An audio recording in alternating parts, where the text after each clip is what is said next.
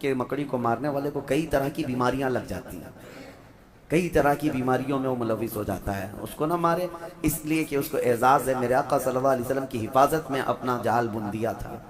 یار غار کا مطلب غار کا ساتھی، اور قرآن نے بھی اس کا ذکر فرمایا، قرآن میں بھی اس کا ذکر آیا ہے کہ یاد کرو اے محبوب جب آپ غار میں تھے اور آپ کے ساتھی آپ کے ساتھ تھے۔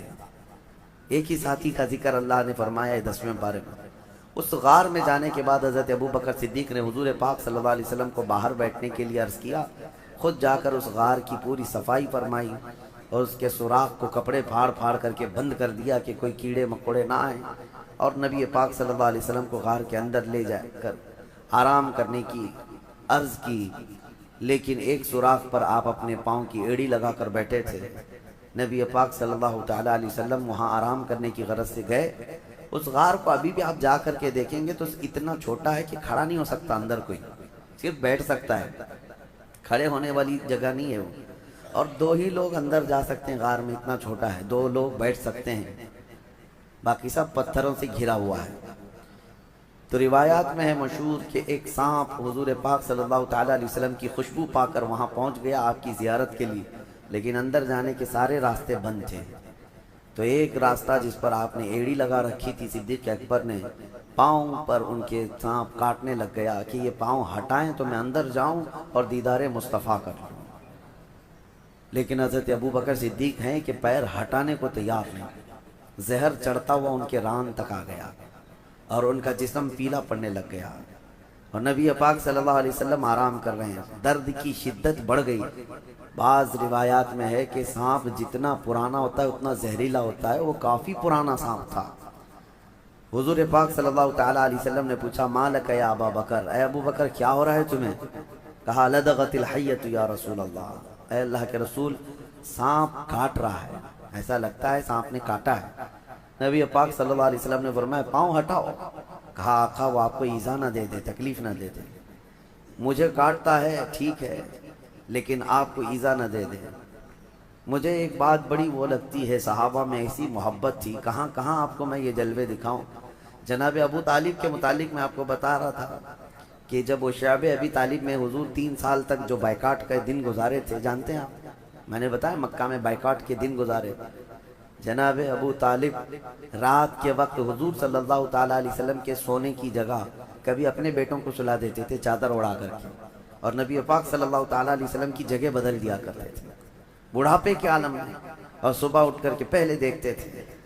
تو یہ پوچھنے پر کہ آپ روزانہ حضور کی جگہ پر جو سونے کی جگہ ہے کسی کسی کو ڈال دیتے ہیں، کہا کہ اگر غفلت میں ہم پڑے رہیں اور کوئی مکہ کا کوئی بھی دشمن آ کر کے مارے تو محمد کا قتل نہ ہو، میرے بیٹے کا قتل ہو صلی اللہ علیہ وسلم، اپنے بیٹوں کو نچھاور کر دیتے تھے۔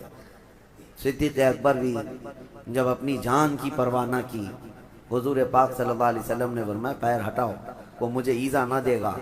سانپ اندر داخل ہوا، جی بھر کر کے میرے آقا کی زیارت کی۔ نبی پاک صلی اللہ تعالیٰ علیہ وسلم کی زیارت کے مشتاق دنیا میں کون نہیں ہے سوائے ابلیس کے؟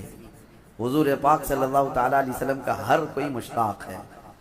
واپس سانپ چلا گیا، نبی پاک صلی اللہ علیہ وسلم نے اپنا لعاب پاک نکال کر حضرت ابوبکر کے پیر میں لگایا، وہ زہر ختم ہو گیا۔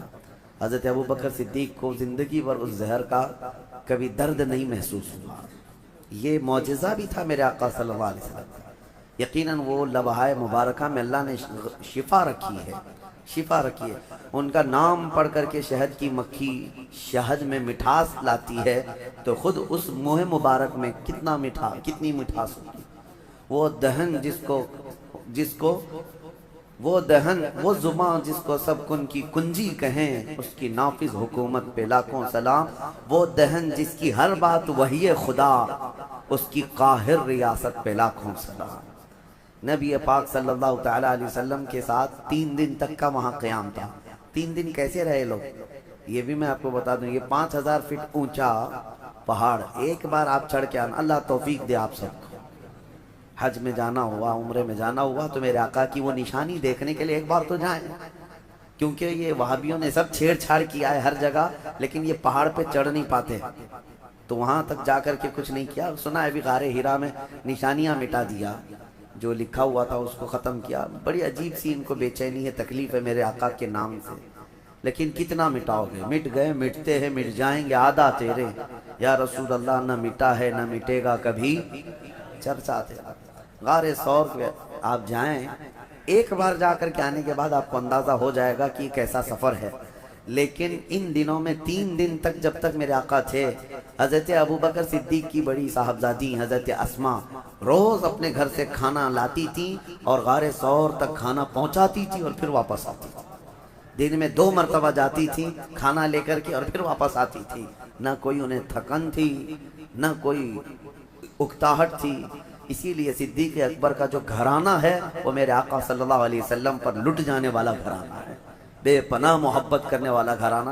اور صدیق اکبر کی ہی گھرانے کو یہ اعزاز حاصل ہے پورے صحابہ میں کہ حضور اکرم صلی اللہ تعالیٰ علیہ وسلم کی ذات پر حضرت ابوبکر کی 4 پیڑیاں صحابی ہیں، باقی کسی کو یہ اعزاز نہیں ہے۔ 4 پیڑیاں، یعنی حضرت ابوبکر صدیق کے والد بعد میں ایمان لائے، ابو قحافہ وہ صحابی، حضرت ابوبکر صحابی، حضرت ابوبکر صدیق کے ایک بیٹے ہیں وہ صحابی، حضرت ابوبکر کے پوتے وہ بھی صحابی۔ حضور اکرم صلی اللہ علیہ وسلم کی زندگی میں یہ 4 پیڑیاں ایمان بھی لائیں اور سب کے سب صحابیت کا شرف بھی پائی، پورا خاندان نچھاور کیا ہوا ہے۔ پھر اب یہاں سے نبی پاک صلی اللہ تعالیٰ علیہ وسلم جو غار ثور میں تھے، اب دیکھیں روایات یہ بتاتی ہیں کہ مکہ کی کفار وہاں تک بھی پہنچ گئے۔ وہ پیروں کے نشان دیکھنے کے ماہر تھے عرب والے، کبھی اونٹنیوں کے پیر کے نشان ڈھونڈتے، کبھی لوگوں کے گئے ہوئے پیروں کے نشان ڈھونڈتے۔ عرب تو اس میں ماہر تھے، حتیٰ کہ وہ پیروں کے نشان دیکھ کر کے بتا بھی دیتے کہ کون سا خاندان گیا ہے یہاں سے، کون سے قبیلے والے لوگ گئے ہیں۔ اور جیسے کہ مشہور روایت یہ ہے، حضرت ابوبکر کو ابو بکر جو کہا جاتا ہے، ان کا جو نام ہے یہ مشہور جو ہوا ابو بکر۔ بکر جو ہے نا عرب کا ایک بہت بڑا نصاب آدمی، نصاب کا مطلب وہ نشانیاں دیکھ کر کے نسب بتانے والا۔ اس کا حال یہ تھا کہ وہ پیروں کے نشان دیکھ کر کے تقریباً وہ خاندان کا پورا بایو ڈاٹا بتا دیتا، بایوگرافی بتا دیتا کہ کون سا خاندان کا آدمی یہاں سے گیا ہے۔ تو وہ بکر بہت مشہور تھا کہ نسب پورا بتاتا ہے۔ اور حضرت ابوبکر صدیق رضی اللہ تعالیٰ عنہ کا حال یہ تھا کہ وہ کسی کے انگلی کا پور، یہ پور جو ہے یہ دیکھ کر کے اس کی 8 پشتیں گنا دیتے تھے کہ تیرا باپ یہ ہے، تیرا دادا یہ ہے، تیرا پردادا یہ ہے، تیرا فلاں یہ ہے۔ حضرت ابوبکر صدیق نسب کے اس میں اتنے ماہر تھے، اسی لیے آپ کو کہا گیا وہ تو بکر ہے جو ایک خاندان بتاتا ہے، یہ بکر کا باپ ہے جو 8 پشتوں تک بتا دیتا ہے، ابو بکر۔ تو حضرت صدیق اکبر رضی اللہ تعالیٰ عنہ کے ساتھ وہاں تھے، تو کفار جو ہے پیروں کے نشان ڈھونڈتے ڈھونڈتے وہاں تک پہنچ گئے۔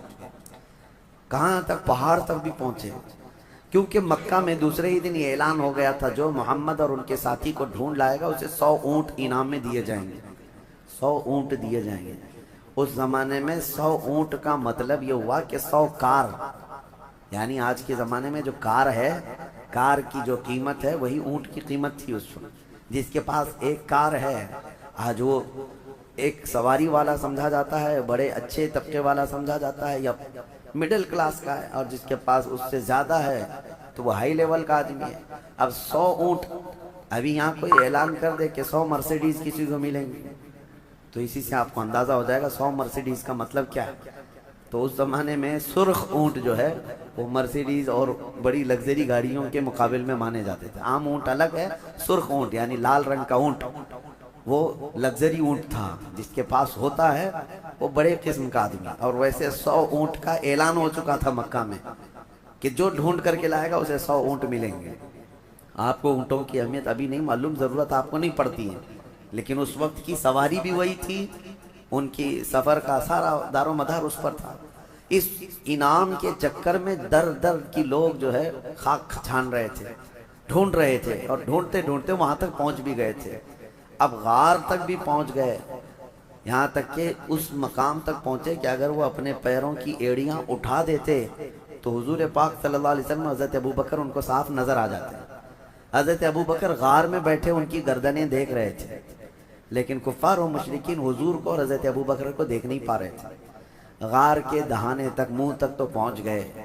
اللہ تبارک و تعالیٰ نے اپنے محبوب کی حفاظت کے لیے وہاں پر دو نشانیاں ایسی پیدا فرمائیں، ایک مکڑی نے جال بن دیے، ایک کبوتری نے فوراً انڈے دیے۔ یہ نشانی تھی اس زمانے میں کہ جہاں کبوتری انڈے دیتی ہے انسانوں کا آنا جانا نہیں ہوتا، اور مکڑی نے جال لگایا، اس کا مطلب اگر کوئی اندر گیا آیا ہوا ہوتا تو جال ٹوٹ چکا ہوتا، اور مکڑی کو جال لگانے میں کافی وقت لگ جاتا ہے، اتنا گھنا جال لگا دیا تھا مکڑی نے چند گھنٹوں میں۔ تو اب یہ دو نشانیاں دیکھ کر کے کفار وہاں تک پہنچ کر کے بھی حضور کے قریب نہ جا سکے، پلٹ کر چلے گئے۔ اللہ رب العزت جب کسی کی حفاظت کرنا چاہے وہ تمہاری گردن تک قریب لا کر دشمن کو بھی دور پھینک دیتا ہے۔ اعلیٰ حضرت فاضل بریلوی رضی اللہ تعالیٰ عنہ فرماتے ہیں، جان ہے جان کیا نظر آئے۔ حضور جو ہے جان کائنات ہیں، اور جان کس کو نظر آتی ہے؟ جان ہے جان کیا نظر آئے، کیوں عدو گرد غار پھرتے ہیں، وہ سوئے لال ازار پھرتے ہیں، تیرے دن اے بہار پھرتے ہیں۔ نبی پاک صلی اللہ تعالیٰ علیہ وسلم کو وہ قریب آ کر کے بھی دیکھ نہ سکے۔ یہ دونوں چیزیں نشانیاں بن گئی، اسی لیے بزرگوں نے لکھا ہے کہ نہ مکڑی کو مارو نہ کبوتر کے ساتھ زیادتی کرو۔ یہ دونوں میرے آقا صلی اللہ تعالیٰ علیہ وسلم کی ناموس کی حفاظت کرنے والے پہرے دار ہیں، جس کو آپ کہتے ہیں محافظ ناموس رسالت۔ یقیناً میرے آقا صلی اللہ تعالیٰ علیہ وسلم کی عزت کی پہرے داری کرنے والی مکڑی بھی ہے اور کبوتری بھی ہے، اور دونوں عزت پائے ہوئے لوگ ہیں۔ مکڑی کو مارنا منع ہے، ہاں بس یہ ہے کہ اس کے جال کو صاف کریں لیکن اس کو نہ مارے۔ بعض بزرگوں نے حیات الحیوان ایک کتاب ہے حیوانات، علامہ کمال الدین دمیری رحمۃ اللہ علیہ کی، اس میں تو انہوں نے لکھا ہے کہ مکڑی کو مارنے والے کو کئی طرح کی بیماریاں لگ جاتی ہیں، کئی طرح کی بیماریوں میں وہ ملوث ہو جاتا ہے، اس کو نہ مارے، اس لیے کہ اس کو اعزاز ہے میرے آقا صلی اللہ علیہ وسلم کی حفاظت میں اپنا جال بن دیا تھا۔ اور دوسری چیز کبوتری کا بھی ہے، کبوتری ایک ایسی، کبوتر ہی سمجھ لیں، ایک ایسا پرندہ ہے جس کو اللہ تعالیٰ نے یہ اعزاز بخشا ہے۔ آج بھی اگر کوا آ جائے تو بھگا دیتے ہیں، کبوتر آئے تو کوئی بھگاتا نہیں۔ حرم کی ہر مینار میں آپ کو، مسجد نبوی میں، خانہ کعبہ کے اندر، سب جگہ آپ کو کبوتر ہی کبوتر نظر آئے گا، بے حساب کبوتر بھرے ہوئے ہیں، لیکن کبھی آپ جا کر کے دیکھنا نہ مسجد نبوی میں وہ بیٹ کرتے ہیں، نہ حرم پاک میں کہیں پخانہ ان کا پڑا ہوا ملتا ہے، گندگی نہیں پھیلاتے، لیکن وہ کریں نہ کریں اپنی جگہ پر ہزاروں لاکھوں پرندوں میں حرم میں رہنے کا شرف اگر کسی پرندے کو ہے تو وہ کبوتر کو ہے۔ وہ میرے آقا کی جالیوں کے پاس بھی آتے ہیں، نبی پاک صلی اللہ علیہ وسلم کے گنبد پر اپنا بسیرا کیے ہوئے ہزاروں کی تعداد میں۔ بہرحال وہ ان کی قسمت ہے، اور اللہ تعالیٰ نے اس کو یہ اعزاز دیا۔ خالی وہاں مکہ اور مدینہ میں نہیں، آپ جہاں کے بھی مقدس مقامات دیکھیں گے کبوتر وہاں مل ہی جاتے ہیں۔ کبوتر کی یہ فطرت مزاج ہے، وہ مقدس مقامات میں اپنا گھر بناتے ہیں، مسجدوں کو، مزارات کو، وہیں پر وہ اپنے گھر بناتے ہیں۔ یہ اعلیٰ نسب ہونے کی بھی علامت ہے اور اچھے اشرف مزاج ہونے کی بھی علامت ہے۔